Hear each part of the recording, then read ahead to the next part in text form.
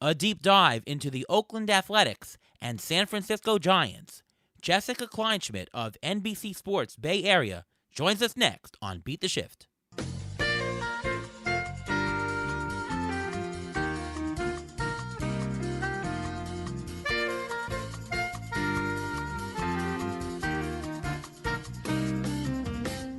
Welcome to another episode of the Beat the Shift podcast. I am your host, Ariel Cohen, and with me as always, Ruvain Guy. How are you, Ruvain? I'm doing great. How are you doing today? I'm doing fantastic, and joining us today from NBC Sports Bay Area, she's also the co-host of the Corked Up podcast. Jessica Kleinschmidt, welcome to the show. I'm excited to be here, guys. Thanks for having me. Our pleasure. Getting busy, getting to crunch time in baseball, almost up to the trade deadline. How is your day-to-day going this year? With work or? Well, I guess anything is the right question, but yeah.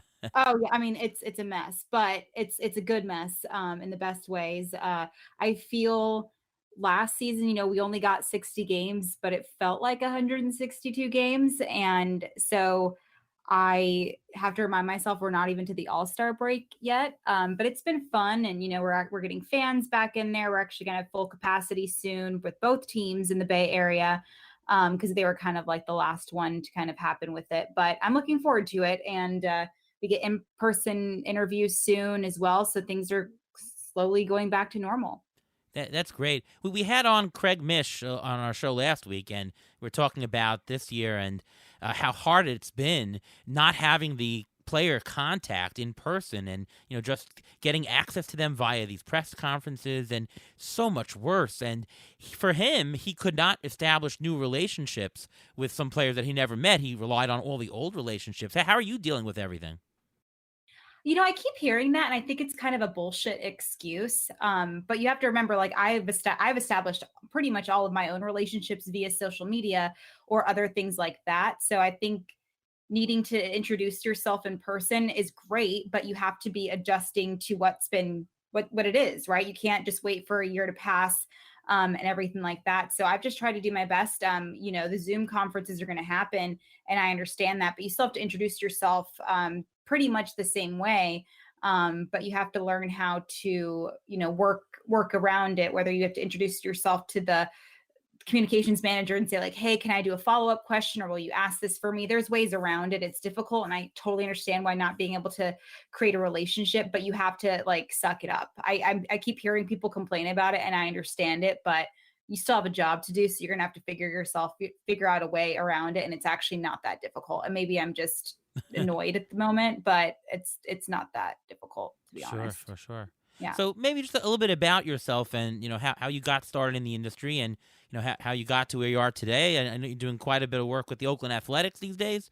Just a little bit about yourself. Yeah, so I have a very unconventional way of how I got started. I'm a community college dropout, really. So I just played baseball growing up, and I was obsessed with it. I really wanted to be the first female MLB player, but at 5'0" and I can't hit a fastball coming at my head at 100 miles an hour, will make those dreams not become a reality. So that's just kind of where I started. When I was 12, I went to my first A's game. And we got back from the game, and I told my dad, I'm going to cover this team one day. And he was great about it. He was so supportive. He's like, okay, cool. Like, let's figure out a way to get there. And I just kind of kept blogging and developing relationships and, networking and creating content and creating a blog. And, fast forward 3 or 4 years, and I got this amazing opportunity with NBC Sports Bay Area. That's the short version, of course. It was a lot of blood, sweat, and tears, but I'm pretty resilient and have had some fun and just kind of creating my own little niche different from a lot of other people. So that's kind of how it got started. So I've been having so much fun, and the A's organization is so much fun to work with, and same with the Giants organization. So I've been kind of spoiled, but I've been really, really learning a lot and having a lot of fun in the process. Enormous.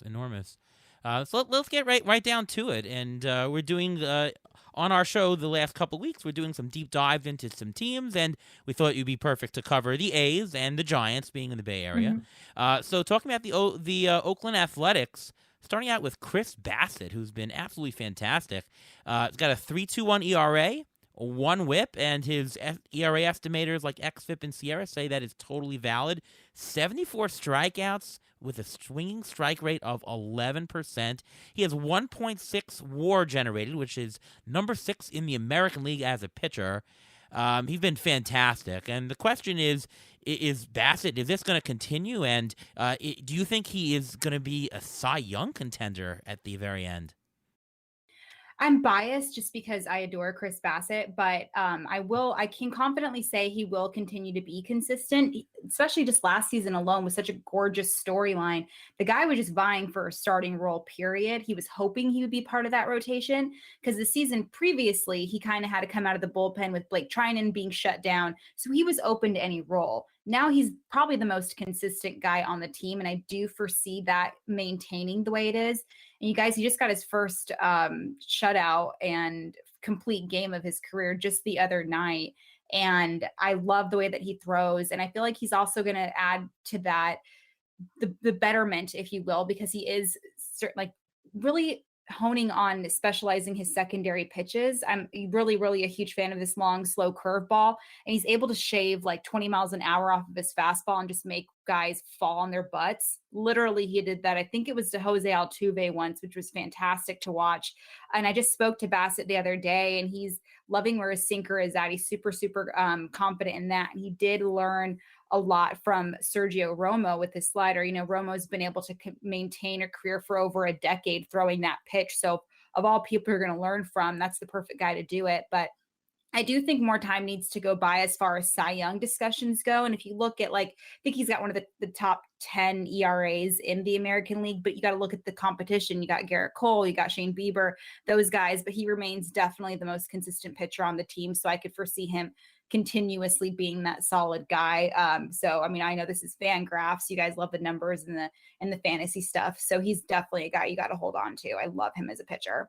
Yeah, no, he's been absolutely fantastic so far. And the fact is, I don't know if people know this, but 3 years ago, he was sent down to A ball because he couldn't control the ball. He was throwing it all over the place. Yeah. And he's 32 years old, which makes him a complete anomaly as for anyone, any pitchers now. Pitchers at 32 usually don't find it. Usually they're done by now, or a lot of them are. Yeah. And I love that you called him an anomaly. And it's, you know, we just got to, there was a story outside of, you know, his numbers and everything like that. He got really emotional because he kept pushing, you know, he kept fighting. And like you said, at this age, you know, when you turn 30 years old, you blow out 30 candles on your birthday cake. People don't look at you when it comes to a fantasy starter or anything like that. And this guy's still pushing. And so I love it. And just, he's surrounded by a great big group of guys too. And he's kind of maintained being a leader and learning a lot from everything. And yeah, he's great. I'm so glad you guys are noticing that, because he's a guy that deserves all the success. Yeah, and in fantasy, in 5x5 Roto, he's been a $17 player thus far. Garrett Cole to me is a Cy Young person so far. I'm still in on Glass now. I think that Glass now, he was my preseason prediction for the Cy Young, and he's looked spectacular. But no, Bassett has been fantastic. The A's hate going up against Glass now. I can tell you that. They hate going up against him. So anyone this year, no, he's really come on with that third pitch and with the innings. Glass now, actually, he's I believe tied with Bassett for the 11th most innings in all of base. Innings are a big thing. I mean, the pitchers who are successful are the ones that are making it 6th, 7th inning, and Bassett's doing a great job this year. And I think the A's were the first team to have 5 of their starters get over 10 starts this season or something like that, this just happened recently. So that kind of goes to show like how pitching's kind of crazy this season. Right. He's benefited from the strikeouts. His K per 9 has jumped from like 7 to 9.5. Yeah. So he's benefited from that. It may have to do with the ball a little bit, but I mean, he did it last year. It was a very short sample size, but he did it last year and is able to carry it over to this year. Right. Yeah. No, I think what he's doing is legitimate, and I think you should see more of the same. Before we talk about the MVP for the what can be for the Oakland Athletics thus far, we have the Injury Gurus Trivia of the Week. So basically, we want to discuss who's going to be the MVP currently for this A's team. So, Mhm. Jessica, I have a nice trivia question dealing with this. Of the hitters on the Oakland Athletics, who are the top five based on WAR? The top five hitters, not pitchers, because Ariel mentioned about Bassett having a 1.6. Who are the Right. top five hitters based on WAR on the Athletics? On the current The athletics, like current the this current season. team right now. Yeah. Okay. So I would say Olson. Olsen is number 3. Um, would it be Jed Lowry? Jed Lowry is number 5. Oh wow. Damn, dude. Amazingly, Jed Lowry is number 5. Yeah. Sorry, Mets fans. Yeah. Ramon Laureano. Yeah. Number 1. Yes. And I want to say Chappie, but what about Sean Murphy? Sean Murphy is number 4, but you're missing the guy MC. who you're missing Mark Canna. Mark Canna. Oh, Mark shoot, Canna yeah. has been unreal this year. He's almost matching his 2019 numbers. And what do you think, Jessica? Do you think he's the MVP? Do you think Laureano is to this point? I know Laureano is now injured, but Yeah. do you think Canna or is it Olsen? So this is a tough one only because I feel like they're MVP in their own ways. You mentioned Laureano is injured right now, but I can tell you what, like Laureano is probably the most well-rounded player on that team and he's only getting better. And just knowing like when he sits out, he's annoying the crap out of his teammates because he just wants to learn. So I think Olsen would be the easiest one to call if you're a casual baseball fan. If you haven't been watching Mark Canna this season, Olsen be the easier play to call. And his defense is only getting better. But like I said, Laureano is definitely for sure an all-star and a gold glover for me. But I really feel like Canna is definitely not only the most underrated player on the A's, but maybe the AL or the entire league itself. So it's kind of a tie for me. But I feel like if you're talking about currently what's been happening lately, it'd definitely be Canna at this very moment. If we had to do MVP tomorrow, it'd be Canna. So a couple things. First of all, you mentioned Sean Murphy there, and I'm wondering if that's because he plays catcher, because a large part of the war for a catcher is framing ability, and so catchers tend to jump because of that. So I'm wondering if that had anything to do with it. But in any case, it did. But there's so much star quality with him too, and he's got so much power at the plate, and I don't even feel like he's quite there yet. Mind you, this guy had a collapsed lung heading into the season.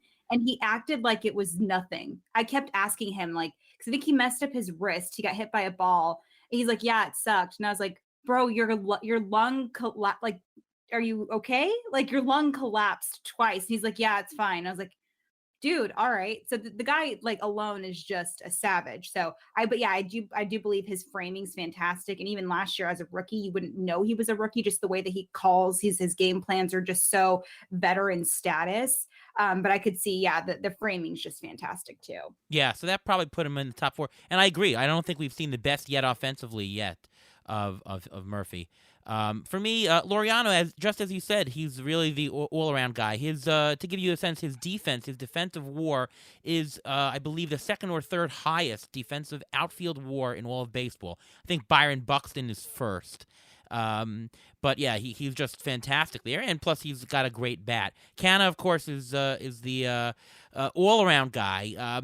In rotisserie, he's better in OBP than he is in batting average leagues. He got 42 runs on the season, which is enormous.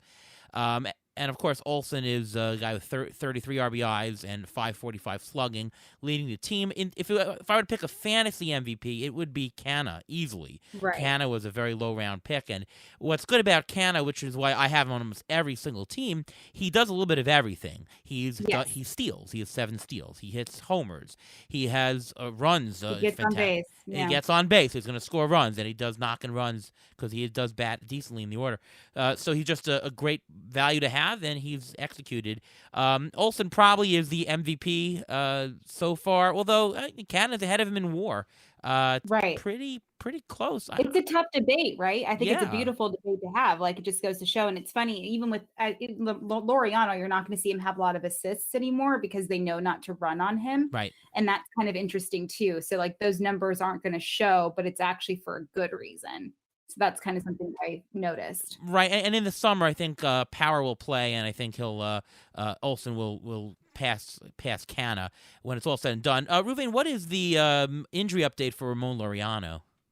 I believe he was just placed on the IL. The 10-day IL, yeah. It's a 10-day IL, but it may be longer. It's the whole league is getting muscle strains Yeah. and they're pulling muscles everywhere. So it's so hard to tell when one team says one thing, another team says another, because just like Joe Girardi said, sometimes they'll say something just to get an advantage. So it's so hard to tell, especially I don't think they had, Jessica, this is more your expertise, but I don't think he went for an MRI yet. So they don't know the extent of the injury either.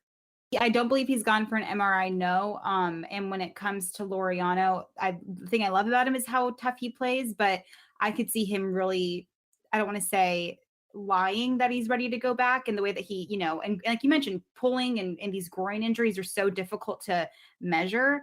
And the way that Laureano plays, they're probably going to want to play it cautiously with him, because he does go out so much. And when it comes to the groin, I mean, you guys can only imagine what that's feeling like, and you want to extend for a catch or anything like that, they're going to be extra, extra cautious with him. Right. What is the closer situation on the team? I know Trevino started getting a bunch of saves. It might be Diekman now, although Diekman is one of the only lefties in the bullpen. So, Yeah. Traditionally when you have that, you want to put Diekman in a more high leverage role and have Trevino, the righty, come in. Petit's been great in the middle. What is your take on the closer situation? It's a great question. I don't entirely know, only because I don't think the A's even know right now. But the good thing about that is they have options. Now, some of those options are, of course, injured. Rosenthal's out. Wendelken, who I really, really loved watching him, he's out right now.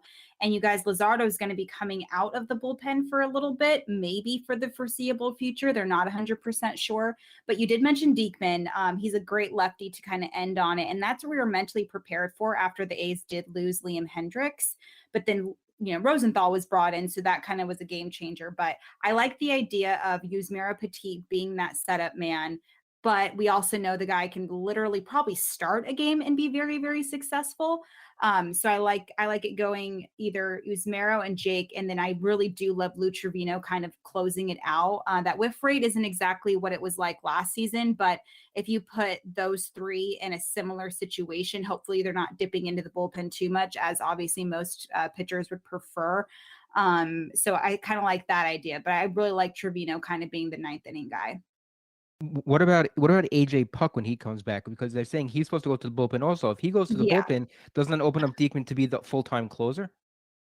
I can't even confidently say that, just because when it came into the season, like I said, I was mentally prepared for Diekman, and then they signed Rosenthal. But I could see definitely Puck is not going to be the ninth inning guy. He's definitely going to be a setup man. And I think that's what he's kind of poised to do right now, just after all those injuries. So it's definitely a possibility. I don't hate it, but I do like that, not even just the fact that he's a lefty, but his weird ass delivery makes it a great guy to kind of face to close it out. But that's for sure a possibility. And obviously, like I said, you have Luzardo going in there now. And then when all the other guys are going to be coming back, that'll be interesting. But I talked to Forrest recently, David Forrest, the A's GM, and I can answer a question about that like later on, another question that y'all have for me. In terms of the trade deadline, so far the A's have been doing great, and I'm assuming they would be buyers rather than sellers. What do you think that the A's are? What are their biggest needs? What would they be seeking on the trade market, and maybe who is there a name out there that you might think would be a good fit for them? I'm the worst with names. Not that I don't remember them, but I get nervous because my mentions are the first they're going to come after. Like, oh, they didn't actually get Josh Hader, did they? Just no. That's like a wish list, of course. Right. But when it comes to the A's, I did talk to David Forst about a couple weeks ago and saying like what they would like to do, and he was aware of how the bullpen was looking with all these injuries. So he did say they would want to go grab somebody to bolster that a little bit. I think to make that Diekman Trevino situation a little bit more clearer. They've just been riddled with so many injuries and question marks. Like I said, I can't give y'all names because it just like makes me nervous. And he didn't mention any to me at all. But I do know that when it came to entering the season, the reason why they did go out and get Rosenthal was because of that trade for Elvis Andrus and the Chris Davis trade.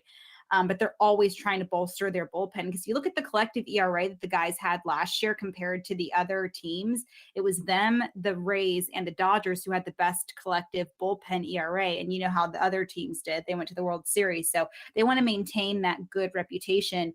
And it's impossible to fix and create another Liam Hendricks, but the A's have a way of doing it. Don't expect them to go out and get like a big name, but I feel like they can probably bring one or two guys onto the team to kind of make some of those questions less of questions, if that makes sense. Yeah, and the A's have been turning closers quite a bit. I think in the last 7 years they've had 6 different opening day closers or something like that.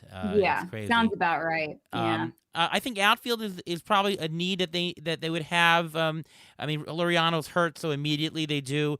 Otherwise, you got Piscotty or Brown. I can see an upgrade there. Middle infield, if they're happy with Andrus and Lowry, I guess, but I could see a small upgrade there as well. But otherwise, they're pretty well balanced in terms of position wise, right? Well, what about starting pitchers? Everyone needs starting pitchers, and there's so many starting pitchers out there. And because Jessica, you won't throw out a name, I'm going to throw out 2 names. You don't have to say anything. But I'm going to throw out 2 names. First of all, from the bullpen, a guy who would fit perfectly for them. He's not really a closer, but it's a guy like the Jerry's Familia type where they got a couple years ago. Daniel Hudson. He's on a team that's not really going anywhere, and they can probably get him cheap, and they can probably just stick him in, and he can pitch in high leverage situations. He'll be good at that. Another name I'm just going to throw out there. Again, this is complete speculation, mine only, not yours. Sonny Gray. He's turned it around. Yes. Since Cincinnati's not going anywhere, and he's played there before, so he's got the familiarity. So it's a name that I think will probably be out there during the trade deadline because he's going to be available at the trade deadline. And if anyone needs starting pitchers, he's got 2 years left on his contract, and I think only like an average of $10 million per year. So that's a very team-friendly contract for that type of pitcher. Oh yeah, and the A's would welcome him back with open arms. And Chris Bassett just talked to me the other day. We were just kind of joking around for the show. And I was like, what's some of the best advice you've ever given? And he gave me, or you're ever given. And he said, Sonny Gray talked about the mentality behind all this. So he talked about how much Sonny Gray's helped his pitching career. And it's funny that you mentioned Hudson because I liked him. I believe it was heading into the 2020 season of a possibility of coming to the A's bullpen. Because like you mentioned, not just price-wise, but they love a veteran reliever on the A's always. Not a sexy name by any means, but he gets the job done. And maybe we can have a situation kind of like a Birch Smith, something kind of like that happening. So those are great suggestions. Although I would not want Familia on my team for obvious reasons. Yeah, I really like those ones, Ruvain. Excellent job on that. Just quickly, prospects. Are there any prospects that might make an impact in 2021 for the A's? Yeah, you mentioned Puck. I feel like Puck's been a prospect for as long as I've been alive. So we're going to be talking about that. He obviously has the most trajectory, but another pitcher that you guys really need to keep your eye on, 2 of them, Dalton Jeffries and Grant Holmes. I just love the way that Dalton has been, and he had a very, very strong spring. I think he had like the first strikeout of the spring, and it happened to be against Mookie Betts. I know spring you can only measure so much, but he was riddled with a little bit of injury, and of course his MLB debut in 2020 left a lot to be desired. But I do love me some Grant Holmes. The guy just has this disgusting curveball that's aggressive. There's so much bite to it. Mind you, I'm used to covering like a Chris Bassett who has a very dainty curveball, not taking anything away from that. And you guys did mention an upgrade from Elvis Andrews, and there's Nick Allen and Logan Davidson, who I just spoke to Forrest about, and he kept talking about Davidson, how he's excited to see what impact he makes. And these guys, these mid infielders, are doing so well.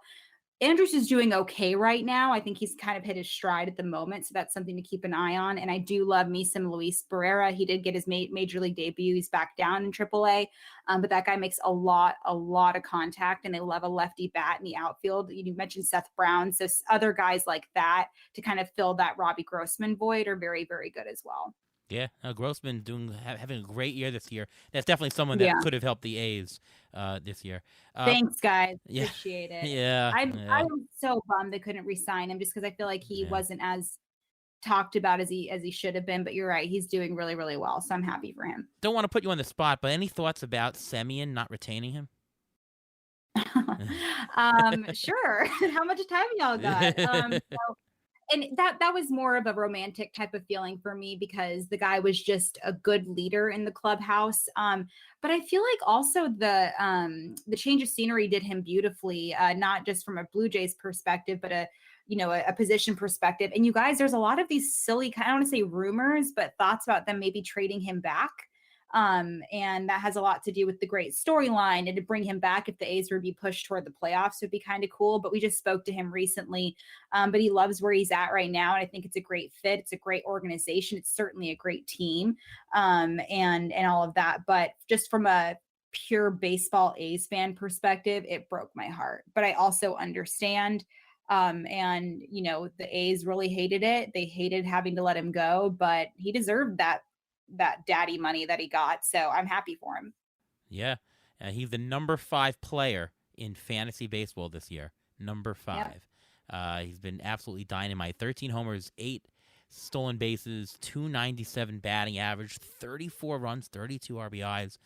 He's been a monster, and Blue Jays. You're just making me feel so much better about this. Well, the positive about this is that he usually has one good year, one bad year, one good year, one bad year. So this is his good year. That's what. There you go. Thanks. Thank you. That helps. Not sure that helps that much. Let's turn our attention to the San Francisco Giants. Let's just start with because fantasy it's relevant for the closer situation. Jake McGee seemed to be the guy to start it out, and Tyler Rogers getting more and more save opportunities here. I think those are the two big ones. Again, it's a typically mostly righty-dominated pen, so that would suggest Rogers, in a conventional sense, get the save opportunities, with McGee either getting, if the ninth inning is all lefties, or high leverage where there's lefties. Where do you see the split here? I love McGee, not just because he's a fellow Reno person like myself, but I'm just a huge nerd when it comes to Tyler Rogers. I don't know if you guys know, I have this huge affinity for Joey Votto, and Tyler Rogers, the way that he approaches lefties is just fantastic. The delivery point on his slider and his fastball are just so fascinating to me. And he did this like kind of a breakdown with how he approached not only lefties, but specifically Joey Votto, who is just obviously so difficult to get out sometimes. So I'm just a nerd for Tyler Rogers, and I'm glad that he's getting a lot more opportunities. The strikeout numbers aren't quite there as a typical successful closer would be measured by, but I feel like his ERA and his WHIP kind of make up for that. But I could watch Rogers pitch all day. So just from like a nerdy perspective, I love a submarine guy, and that's why I like Rogers a lot. But McGee has been doing fantastic work as well. Yeah. Then you probably like Chad Bradford when he was with the A's also. Same idea. Oh, yeah. And everybody brings up him and then Brad Ziegler. So, trivia here. Who has more saves this year, Tyler Rogers or Taylor Rogers, his twin brother? I would probably say his twin. No, it's Tyler. Tyler has 6. Okay. Taylor has 4. Isn't that crazy? That is crazy. I wonder if that's going to be an awkward Thanksgiving dinner. Yeah. Like, well, I've got more saves than you. Mom, pass the salt because Tyler won't. Well, the question will be who gets to cut the pumpkin cake at the end, the pumpkin pie at the end, because who's going to close? I don't know. Yeah. Yeah. Well, I don't really know their family dynamic, but it makes for interesting talk, to say the least. Let's talk a little bit about Joey Bart, who is the catcher of the future. He was a big presence last year, mostly because Posey opted out. Posey has looked absolutely, I'm not going to say vintage, but he's looking like he's not going away anytime soon. I mean, he's batting 300 plus. It's typical Buster Posey this year, which means Joey Bart just is going to stay in AAA a little bit longer. When do you see him as coming up this season at all? Is it just going to be a cameo at the end? And when do you see over the next couple of years as him taking over the starting role for good? I mean, like you mentioned, the decision would be easier if Buster wasn't being, like you said, vintage Buster. But I think we need to have a little bit more patience. Both Farhan Zaidi and Gabe Kapler have said that Bart still has some development to go. I was actually kind of shocked they brought him up as early as they did last season, but I think that had to do with the fact that it was a compacted season. I think he'll get the call for the MLB call sooner than later, but you have to pay attention to that Giants schedule because Sally's injured, and then Buster will be getting some of those days off as well. But there's also Chadwick Tromp who can kind of go in there.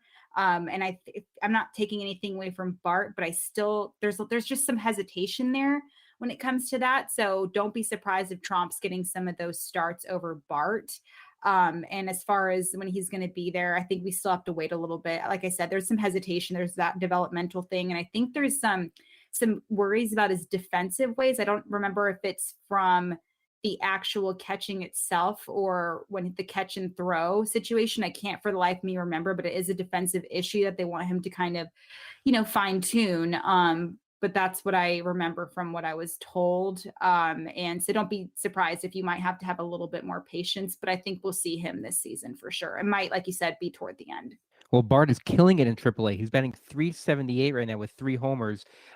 Buster Posey has a club, I believe it's a club option for next year. So it's possible that we may not even see Bart until the end of next year as a possible full-time catcher. Yeah, and I'm not surprised that he was up last year because remember, you want to develop him. There were no minor leagues last year. So if you're going to develop a guy, right, if you're going to develop a guy, and by the way, Buster Posey's not playing this year, it just makes absolute sense that, well, we're going to develop you at the major league level. So I'm not surprised at all that they did that. Talk about the trade deadline. The question is, are they going to be buyers or sellers? Certainly, they're in playoff position right now. Is that for real? You got the Dodgers who haven't really hit their stride yet, and the Padres who are playing fantastically, the best team in baseball, pretty much. Will the Giants be buyers or sellers at the deadline? What do you think? It sounds like from what Zaidi's talking about, I think they're going to be buyers. And I think that's going to be that's shifted since obviously the beginning of the season, because now the Giants are atop the NL West right now, especially where they're at the division. They want to hold on to kind of that momentum. Zaidi did mention adding a left-handed bat to bolster that lineup around the trade deadline, especially if the team is playing that the way that they are right now, which is interesting because I know you guys want to talk about like starting pitching, which is the Giants have a really interesting starting pitching rotation, not a bad one by any means, but it is interesting. So it's kind of interesting to hear Zaidi say he wants to go toward a lefty bat. But I mean, the guy's just been kind of an evil genius the last couple of seasons. So when Zaidi says something, you definitely pay attention. So I think they're looking for an offensive addition right now. And I think they held on to a couple of guys last season for that exact reason, to possibly do a little buying situation. So I think they're going to be eyeing that. And Zaidi does put a lot of stress and attention on these younger guys. Whether that means they could be trade pieces or not, I'm not sure. But he mentioned offensive production as being a possibility. And they seem to have a lot of holes to fill here and there in the outfield. Gregory Polanco, the Pirates, is a trade option. Corey Dickerson, a trade option from the Marlins, who might be out of contention also. Those might be some lefty bats that might satisfy them, I think. Who do you think has been the most underrated player on the Giants this year? See, this one's tough because I immediately thought about all the old dudes. But I don't even know if they're underrated anymore. Like every time I look up, Posey's hitting a home run. We got Longo and Crawford, and I feel like Belt is always doing something where he has like these 3 games or these 3 weeks where he's just dominant.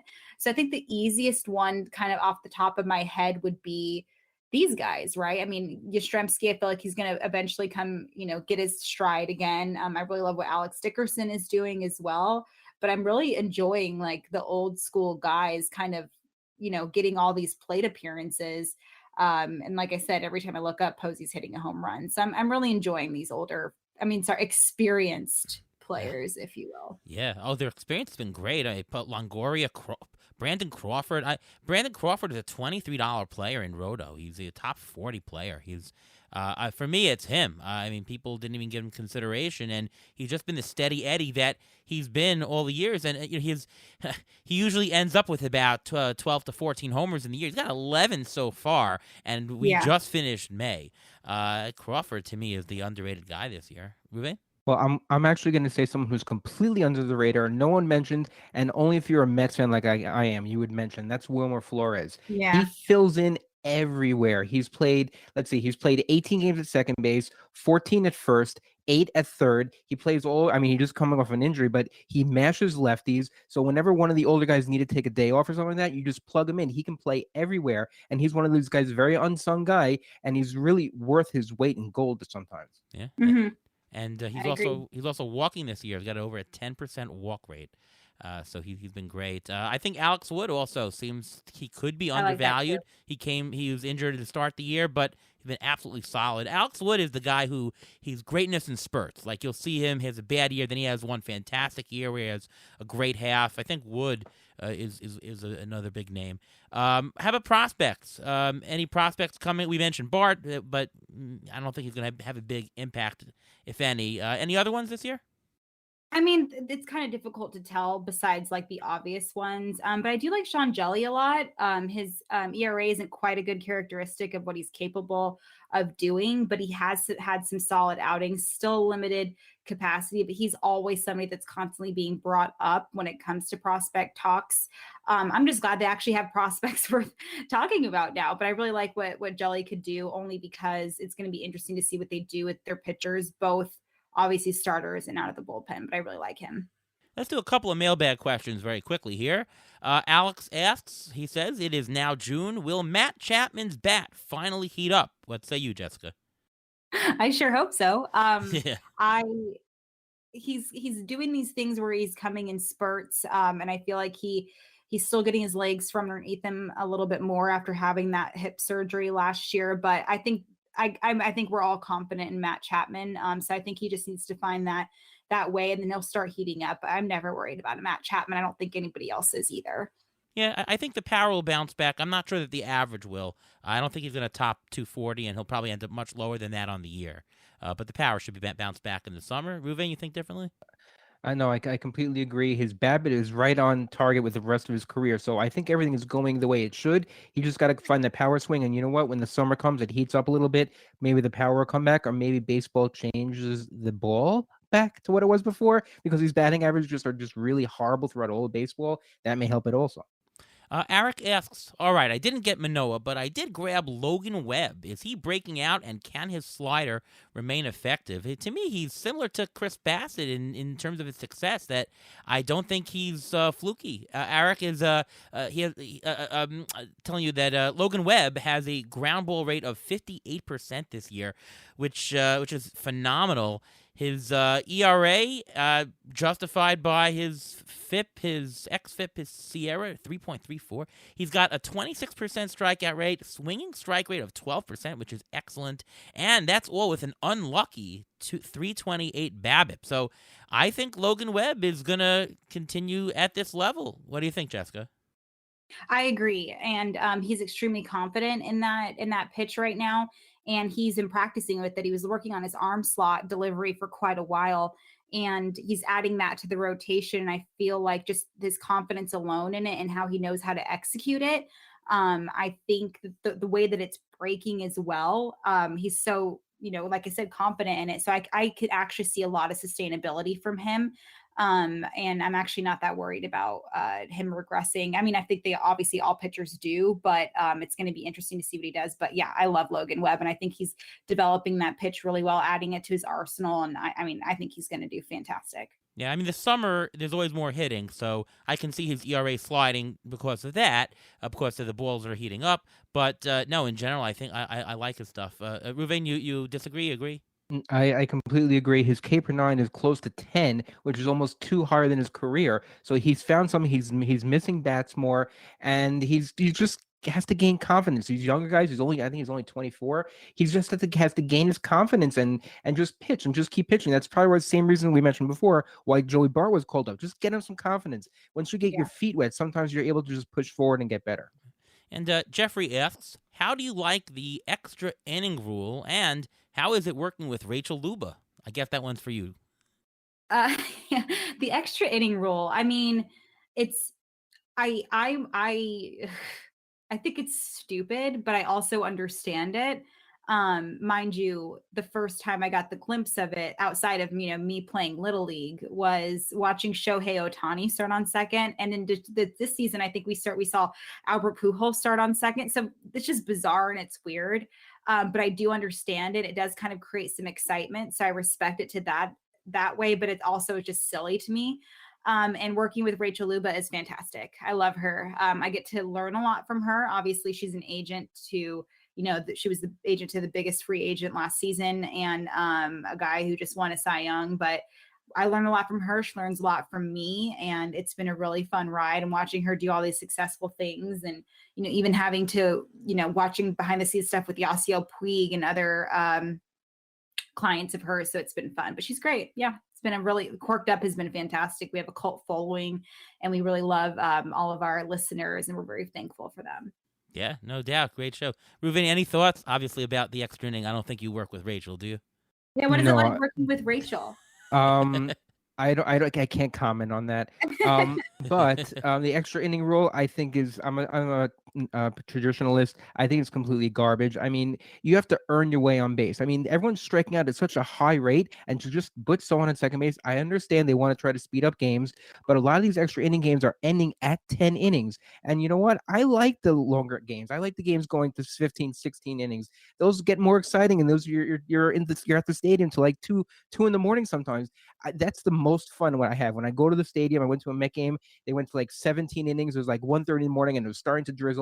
That's the stuff you're going to remember. You're not going to remember, oh yeah, I left after the 10th inning because they had a guy on second to start the inning.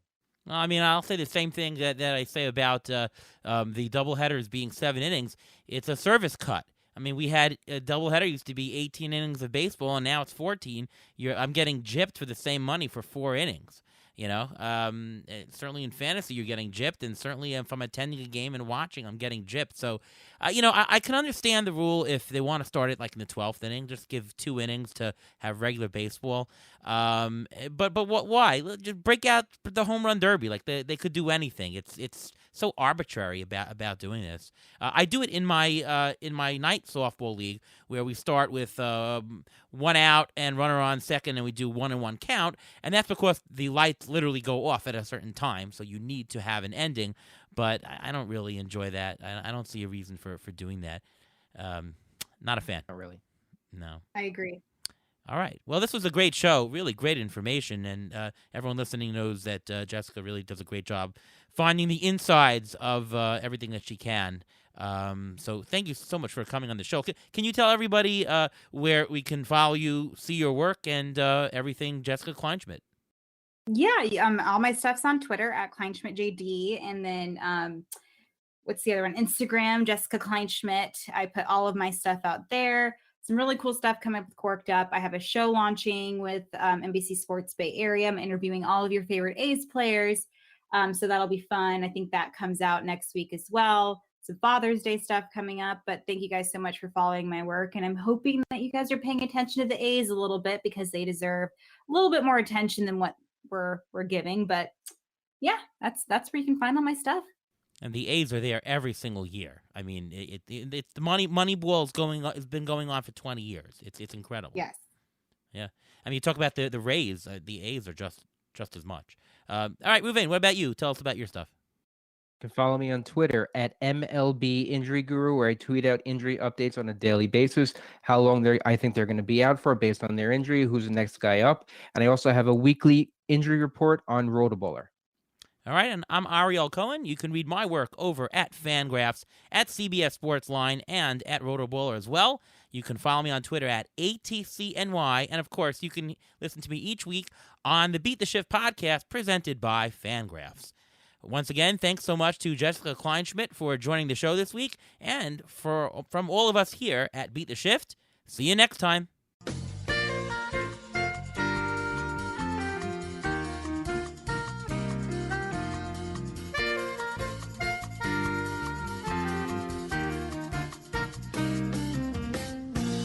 Thanks for listening to the Beat the Shift podcast presented by Fangraphs.